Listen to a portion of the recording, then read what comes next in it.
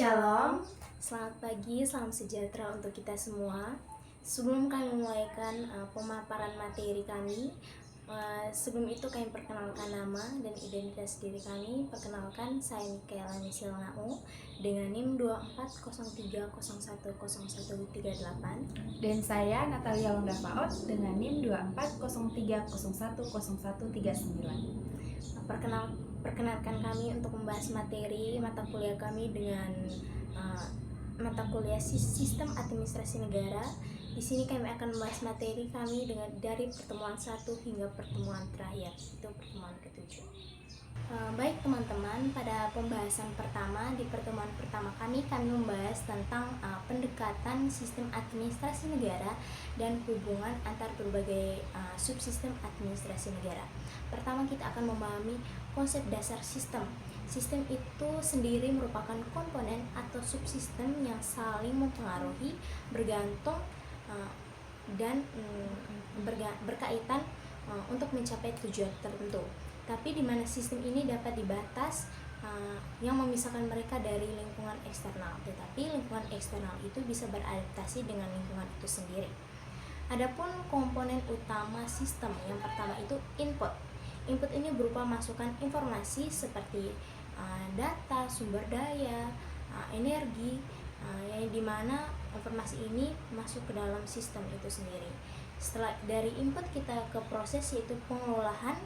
Input menjadi keluaran ataupun output, dimana output ini hasil dari input yang masuk atau informasi yang masuk yang dikelola menjadi hasil seperti kebijakan, peraturan, barang, jasa dan sebagainya.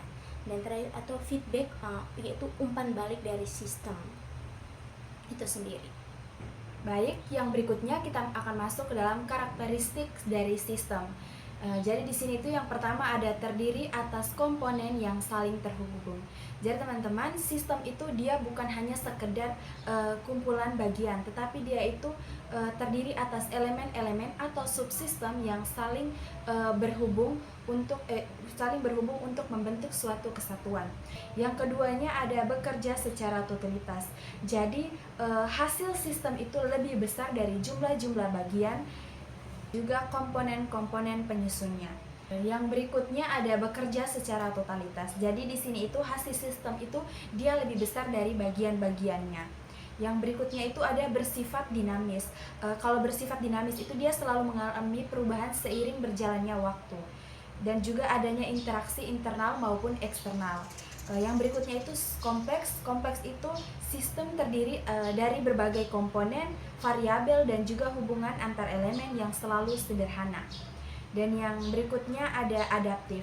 Jadi di adaptif itu sistem itu mampu menyesuaikan diri terhadap perubahan lingkungan, tantangan dan juga kebutuhan baru. Tanpa adaptasi, maka sistem itu akan kehilangan relevansi dan juga bisa runtuh. Baik teman-teman, dari kita setelah memahami konsep dasar sistem, kita masuk ke dalam teori sistem dalam ilmu administrasi, di mana administrasi ini dipandang sebagai suatu sistem yang terbuka.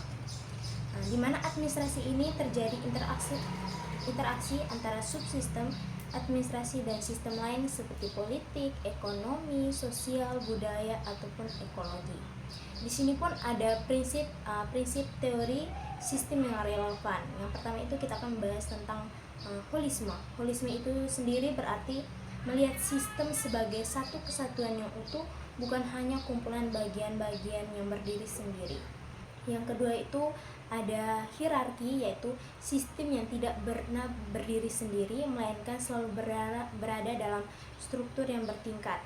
Yang berikutnya itu ada sirkularitas, yaitu dalam kehidupan sehari-hari kita sering berpikir sebab akibat linear, A menyebabkan B, namun dalam teori sistem hubungan sering melingkar, A itu mempengaruhi B, lalu B kembali mempengaruhi A. Berikutnya itu ada umpan balik, teman-teman. Jadi umpan balik itu merupakan mekanisme yang membuat sistem itu bisa belajar dan juga memperbaiki diri. Yang berikut itu ada homeostatis dinamis, di mana homeostatis dinamis adalah sistem yang cenderung mencari keseimbangan agar bisa bertahan.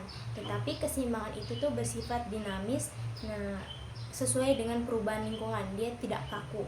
dan juga ada pluralisme hasil, di mana sistem yang kompleks tidak selalu menghasilkan satu keluaran yang sama. Hasilnya itu berbeda tergantung dengan kondisi awal, interaksi antar bagian, ataupun faktor lingkungan.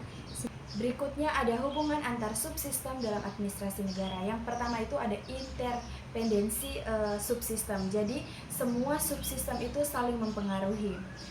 Terus yang keduanya itu ada hubungan administrasi dengan lingkungan. Di sini itu administrasi sebagai sistem terbuka berinteraksi dengan sistem politik, ekonomi, budaya, agama, serta faktor ekologi. Yang ketiga ada hubungan pusat dan juga daerah. Jadi implementasi desentralisasi itu menegaskan hubungan antar subsistem di level nasional dan juga lokal. Baik, yang berikutnya kita akan membahas tentang lingkungan strategis internal maupun eksternal sistem administrasi negara di Republik Indonesia. Yang pertama itu inti konsep dan juga teori yang saling berkaitan. Yang pertama ada sistem dan pendekatan sistem. Jadi konsepnya di sini itu Sandri itu dipahami sebagai sistem yang terbuka atau kumpulan komponen yang saling berkaitan, mulai dari input, proses, output, dan juga feedback. Terus ada proses, yaitu kapasitas kelembagaan, terus keluaran atau layanan, dan juga umpan balik masyarakat. Jadi mengapa Sandri itu penting adalah sistem yang terbuka, dan kenapa itu penting? Jadi terbuka kenapa? Karena Sandri itu terus-menerus menerima pengaruh dari lingkungan seperti politik, ekonomi, budaya, sosial, teknologi, bukan kotak tertutup, di mana adaptasi diperlukan bila lingkungan berubah, misalnya pandemi, krisis, dan sebagainya. Itu sistem harus menyesuaikan proses dari sumber daya, di mana ada entropi cenderung sistem menuju ke kerusakan bila tidak diberikan energi atau perbaikan. Maka diperlukan Sandri itu sebagai sistem yang terbuka dan beradaptasi dengan perubahan lingkungan yang terjadi, di mana juga ada umpan balik, jenis dan penerapan praktik, di mana ada umpan balik itu negatif feedback atau umpan balik negatif, memberikan koreksi agar sistem itu bisa kembali ke kondisi yang diinginkan. Contohnya mekanisme pengaduan yang dilakukan oleh masyarakat misalnya. Sistem ini bisa mengubah dari kesalahan atau kegagalan itu menjadi lebih baik lagi. Dan juga ada umpan balik positif, memperbesar perubahan, di mana perubahan yang sudah bagus itu dia meningkatkan lagi sistemnya untuk menjadi lagi lebih baik. Jadi ada fungsi utama feedback atau umpan balik tadi, mendeteksi kesalahan atau mengoreksi kebijakan, belajar dari pengalaman yang terjadi sehingga bisa lebih memperbaiki diri. Yang berikutnya ada ekologi administrasi atau RIKS. Jadi konsep utama dari RIKS itu adalah administrasi dipengaruhi oleh konteks sosial, politik, ekonomi, kultur, dan lain sebagainya. Di sini itu ada model pragmatis atau agraria modern. Di sini itu menjelaskan bagaimana negara itu memiliki ciri-ciri sifat pragmatis atau simularitas tradisi dan juga modernitas, tumpang tindih fungsi, dan ketidakselarasan struktur formal vs praktik. Jadi di sini itu dia menekankan bahwa institusi administrasi itu tidak bisa dilepaskan dari lingkungan sosialnya atau kulturnya. Dan dari pemahaman ekologi administrasi dan RIKS, jadi konsep dasar ekologi administrasi sendiri adalah ekologi dapat diartikan sebagai hubungan timbal balik antar organisme dengan lingkungannya. Baik, yang berikutnya itu ada PESTEL atau analisis lingkungan makro. Jadi komponennya itu di sini ada politik, ekonomi, sosial, teknologi, dan juga environment atau lingkungan fisik, legal, dan kerangka yang berguna untuk memetakan faktor eksternal yang strategis yang berdampak pada Sandri. Jadi PESTEL itu adalah alat sistem untuk memindai faktor-faktor eksternal besar yang dapat mempengaruhi sistem. Baik teman-teman, pada pertemuan yang ketiga kami membahas tentang memahami dan menjelaskan konsep administrasi negara dalam rangka kedaulatan rakyat. Jadi pertama itu kita masuk dalam pendahuluan, di mana administrasi itu dia bersifat umum, universal, dan dimanapun dan kapanpun. Ekologi administrasi negara. Jadi ekologi administrasi negara itu merupakan lingkungan yang dipengaruhi dan juga mempengaruhi administrasi. Di sini itu ada politik, ekonomi, sumber daya, keamanan, budaya, dan juga teknologi. Jadi administrasi publik itu dalam melayani publik, dia memiliki tujuan untuk mensejahterakan dan juga memenuhi kebutuhan publik dengan cara menyediakan barang, jasa, namun tidak berorientasi pada profil. Di sini ada beberapa pendapat tentang definisi ekologi. Pertama itu menurut Edward S. Rogers, di mana dalam bukunya Human Ecology dan Hill in Introduction for Administrasi, di mana ekologi adalah pelajaran tentang makhluk hidup dan lingkungan sekitar. Dengan demikian, ekologi administrasi publik yaitu suatu ilmu yang mempelajari adanya proses saling mempengaruhi dan juga sebagai akibat hubungan normatif secara total dan juga timbal balik antara pemerintah atau lembaga-lembaga tertinggi maupun antar pemerintah vertikal, horizontal, dan manusia di sekitarnya. Baik teman-teman, berikut adalah negara dan syarat terbentuknya suatu negara. Kita akan membahas tentang definisi negara menurut Roger Hartsoughtau, di mana negara adalah alat atau wewenang yang mengatur atau mengendalikan persoalan-persoalan bersama atas nama masyarakat. Ini ada asal mula negara. Yang pertama itu model ortodoks. Jadi terbentuknya suatu negara atau negara bangsa diawali dengan adanya perikatan emosional dalam pikiran bangsa tersebut. Jadi melalui pengalaman bersama tersebut, mereka itu membentuk suatu negara karena adanya perasaan senasib tersebut. Yang kedua itu ada model mutakhir, yaitu adanya negara sebagai entitas pertama, baru kemudian muncul suku-suku pada akhirnya dan dapat melahirkan bangsa.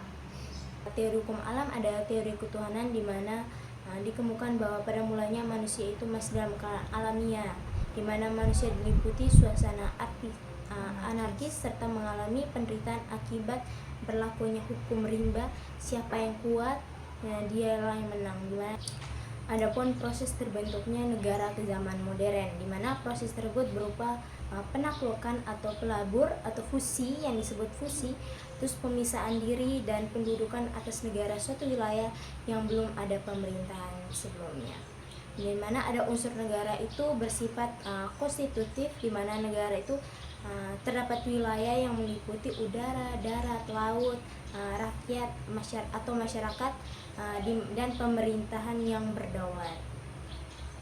Dan juga bersifat deklaratif, di mana sifat ini ditunjukkan oleh adanya tujuan negara kayak undang-undang, pengakuan dari negara lain, baik secara de jure maupun de facto, dan masuknya negara dalam himpunan bangsa-bangsa, misalnya mulai adanya organisasi PBB. Jadi teman-teman, kita masuk ke dalam pembahasan mata kuliah terakhir tentang konsep penyelenggaraan negara di Indonesia. Pada pertemuan ini kami itu mengikuti mata kuliah umum pada pertemuan itu dengan tema demokrasi dan inovasi penelitian di era kecerdasan buatan. Di mana dari judul mata kuliah umum ini kami itu menghubungkan dengan mata kuliah ini, yaitu menganalisis hubungan dengan sistem administrasi negara, di mana demokrasi itu adalah kerangka politik yang menetapkan tujuan dan kebijakan yang harus dilakukan oleh sistem administrasi negara, di mana juga integrasi dan pemilu itu menuntut agar sistem administrasi negara itu sebagai birokrasi yang harus menjalankan tugasnya secara bersih, transparan, dan profesional dan akuntabilitas, sehingga peran mahasiswa Nah, di sini itu sebagai mekanisme pengawasan eksternal untuk memastikan bahwa administrasi negara ini tidak menyimpang dari fungsi dan tugasnya itu dan selalu berorientasi pada kepentingan publik. Nah, berikutnya itu ada penggunaan AI, di mana alat transformasi digital dalam sistem administrasi negara itu tujuannya untuk meningkatkan efisiensi, kecepatan, dan juga akulturasi pelayanan publik. Nah, di mana konsep AI ini sebagai menegakkan bahwa aparat negara itu tetap menjadi subjek utama yang harus memiliki komponen untuk mengontrol dan memastikan etika dalam pemanfaatan teknologi.